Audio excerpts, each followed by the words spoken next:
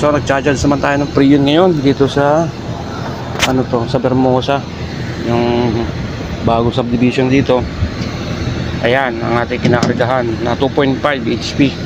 So na low refrigerant siya, kaya nagkaroon tayo ng pagcha-charge ng refrigerant. So nag-charge na yan, no? May karga na rin. Ito bali, no-obserbahan na lang natin yung kanyang lamig. So balik tayo.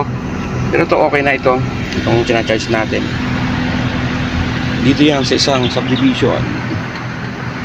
Alright.